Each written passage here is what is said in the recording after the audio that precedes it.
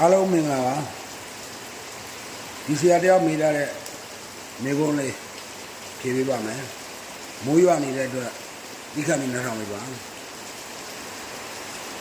ကလေးမကျမအိမ်မောင်ကလေးရဲ့ကျမအိမ်မကောင်းဖြစ်နေရင်တဲ့သူမိခင်စီမှာဘယ်လိုဆက်ဆွဲပြီးကုရမလဲတဲ့ဘယ်လိုဆက်ဆွဲပြီးစစ်ဆေးရမလဲဟုတ်ကဲ့အဲ့ဒါတော့မခက်ပါဘူးခင်ဗျဆက်ဆွဲစစ်ဆေးတာကလေးကိုစစ်ချင်တယ်ဆိုရင်ပထမတနည်းသူ့အမေမှာသူ့အမေရဲ့အတန်းခန္ဓာကိုအရင်အခိုင်မှာပြီးရင်သူ့အမေကိုကျွန်တော်တို့ပြောကစစ်ဆေးဖို့စစ်ဆေးပြီးတိုင်းစစ်ဆေးပါစစ်ဆေးလို့ပြောကမရှိဘူးဆိုလို့ရှိရင်တခါသူ့မိခင်ကိုမိမိစစ်ဆေးမဲ့ကလေးရဲ့အတန်းခန္ဓာနင်းနဲ့ဟိုမေးပြီးတော့အတန်းခန္ဓာကိုအခိုင်မှာ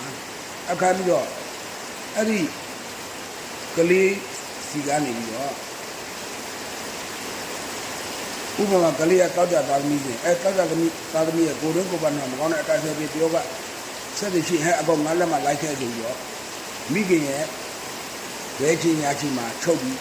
ဆက်ပြီးတော့ဆက်ပြောင်းပြီးတော့စစ်ပါဒါပထမတနည်းပါဒုတိယတနည်းအနေနဲ့ကကြတော့ကလေးရောမိခင်ရောနှစ်ယောက်လုံးကိုကလေးကငယ်နေတာဖြစ်တဲ့အတွက်မိခင်ရဲ့ပေါင်ပေါ်မှာပေါ့ခြေတော့ဆင်းလာတဲ့ပေါင်ပေါ်မှာကလေးကိုထိုင်လိုက်ပါထိုင်လိုက်ပြီးတော့မိခင်ကဗာနေ